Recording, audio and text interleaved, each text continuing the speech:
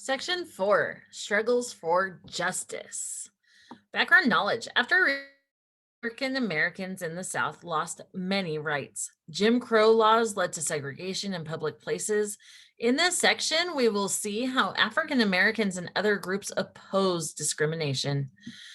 African Americans. African Americans face discrimination in the North as well as in the South. Landlords often refuse to rent homes in white areas to African Americans across the nation.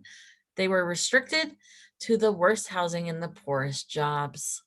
Booker T. Washington. During this time, educator Booker T. Washington emerged as the most prominent African American. Born into slavery, Washington taught himself to read. Later, he worked in coal mines, attending school whenever he could. In 1881, Washington helped found the Tuskegee Institute in Alabama. The school offered training in industrial and agricultural skills. Washington advised African Americans to learn trades and seek to move up gradually in society. Eventually, they would have money and the power to demand equality. Washington declared, "No race can prosper till it learns that there is as much dignity in tilling in the field as in writing a poem. It is at the bottom of life we must begin, and not at the top. Nor should we permit our grievances to overshadow our opportunities." So he was saying we all must work for what we want in life. Washington's practical approach won the support of business leaders such as Andrew Carnegie and John D. Rockefeller. They helped him build trade schools for African Americans. At the same time, presidents sought his advice on racial issues. W.E.B. Du Bois, Webb Du Bois, had a different view. A brilliant scholar, Du Bois was the first African American to receive a PhD from Harvard University. He agreed with Booker T. Washington on the need for thrift, patience, and industrial training. However, Du Bois criticized Washington for being willing to accept segregation. So far as Mr. Washington, apologies for injustice, North or South, does not rightly value the privilege and duty of voting, and opposes the higher training and ambition of our brighter minds. So far as he, the South, or the nation, does this, we must unceasingly and firmly oppose them.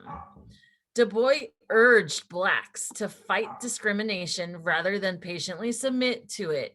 In 1909, he joined Jane Addams and other reformers in forming the National Association for the Advancement of Colored People, or NAACP. The blacks and whites in the NAACP worked for equal rights and for African Americans. So the NAACP is still around today. Campaign against lynching. In the 1890s, more than 1,000 African Americans in the South and elsewhere were victims of lynching or murder by a mob. The epidemic of violence worsened after the Depression of 1893. Often jobless whites took out their anger on Blacks. Ida B. Wells fights against lynching. The real purpose of these savage demonstrations is to teach the Negro that in the South he has no rights that the law will enforce. Samuel Hose, a lynching victim, was burned to teach the Negroes that no matter what a white man does to them, they must not resist. The daily press offered reward for Hose's capture and incited the people to burn him as soon as caught. The murders outraged Ida B. Wells, an African American journalist. In her newspaper, Free Speech, Wells urged African Americans to protest the lynchings. She called for a boycott of segregated streetcars and white-owned stores. Wells spoke out despite threats to her life, setbacks, and successes. Few white progressives gave much thought to the problems faced by African Americans. President Wilson ordered the segregation of workers in the federal civil service. Segregation is not humiliating, but a benefit, he told protesters who came to talk to him. Despite obstacles, some African Americans succeeded. Scientist George Washington Carver discovered hundreds of new uses for peanuts and other crops grown in the South. Sarah Walker created a line of hair care products for African American women. She became the first American woman to earn more than $1 million.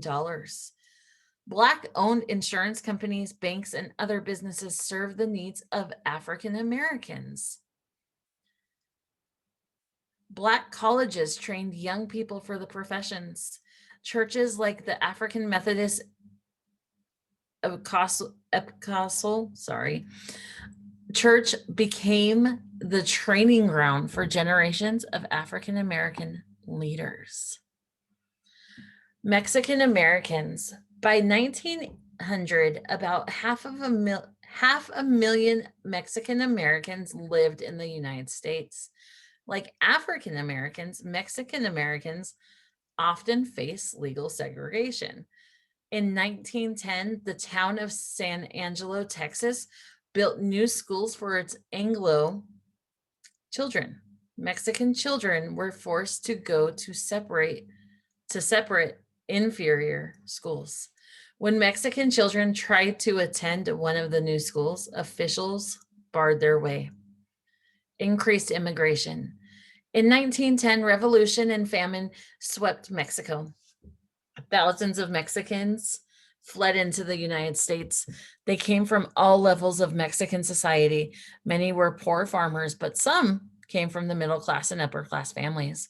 At first, 90% of Mexican immigrants settled in the Southwest.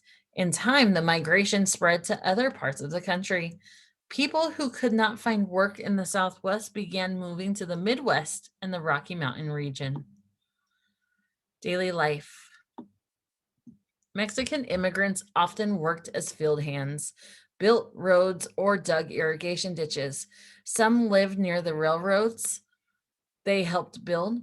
Still others worked in city factories under harsh conditions. They were paid less than Anglo workers and were denied skilled jobs. Like other immigrants, Mexican Americans sought to preserve their language and culture. They created barrios, or ethnic Mexican American neighborhoods. Los Angeles was home to the nation's largest barrio. Its population almost tripled between 1910 and 1920. Within the barrio, Mexican immigrants and Mexican Americans took many steps to help each other. Some formed mutualistas, or mutual aid groups, and these groups work like any other immigrant aid societies.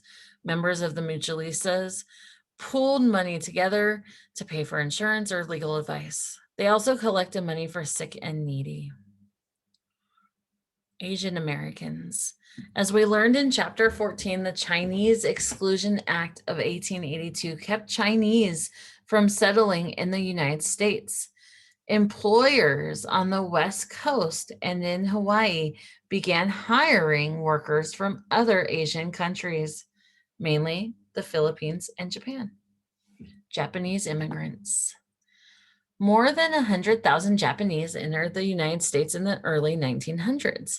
Most went first to Hawaii to work on sugar plantations, and when the United States annexed Hawaii in 1898, many Japanese decided to seek a better life on the mainland.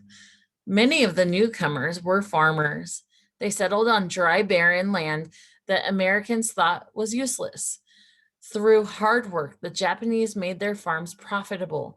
Soon, they were producing a large percentage of Southern California fruits and vegetables. A gentleman's agreement. Prejudice against Asians was high. In 1906, San Francisco forced all Asian students, including Japanese children, to attend separate schools.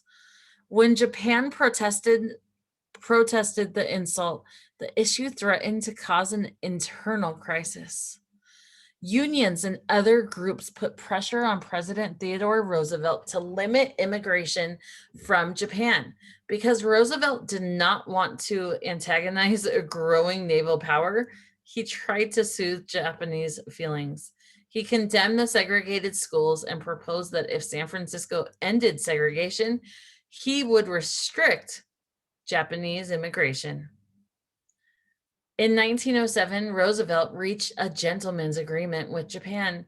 Japan would stop any more workers from going to the United States. The United States, in exchange, would allow Japanese women to join their husbands who were already in the country. Anti-Japanese feeling remained high. In 1913, California banned Asians who were not American citizens from owning land. Religious minorities.